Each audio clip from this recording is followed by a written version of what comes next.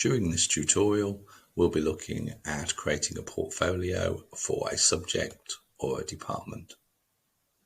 This is particularly useful if you want to do monitoring against a subject or monitoring against a department. So you can see first of all that it's been set up here with less functions. So this is linked to user rights, and you'll find this as a setting in your system anyway. So a subject won't need, for example, objectives linked to appraisal, and it won't necessarily link the idea of requiring CPD. So we're able to turn off some of the functions based upon user rights. So let's have a closer look at what's involved. So we can see here, we're looking at activity feed, we're looking at evidence, we're looking at collaborators, monitoring, areas for development, and possibly school development plan activities. So how the process works is you end up with the lead of this portfolio being the person who logs on, and all information is against the subject, not against a particular individual. So in most cases, it will start off with monitoring. So you'll be able to look at the monitoring that's done against this particular subject. So it might mean that you'll need to redesign some of your forms.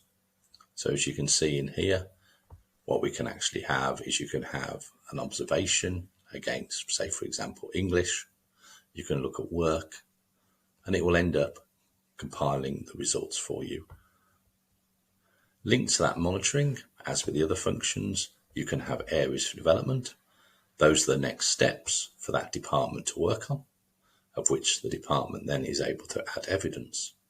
Now, it might be that you wish that department to all have access to it, which means that's where collaborators comes in.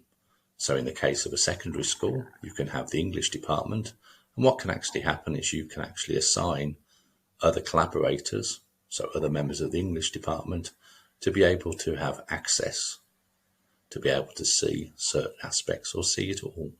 So it develops this collaborative approach for the department or the subject.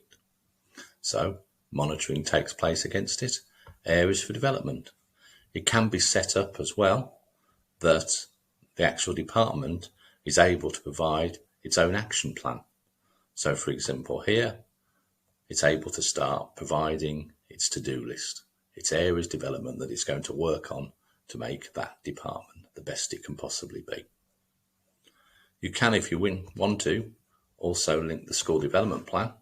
So it's actually linked to particular portfolios, in the case of here, the English department.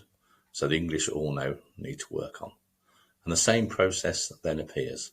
And if you wanted to as well, you can set it up that there's interim reviews in place so that a person who oversees all the curriculum and possible standards is able to have regular check-ins. So this is an area that shows you how you can possibly set up this portfolio. You might choose to have some more of these functions or less of these functions, but the choice is yours. So thank you very much for watching this tutorial.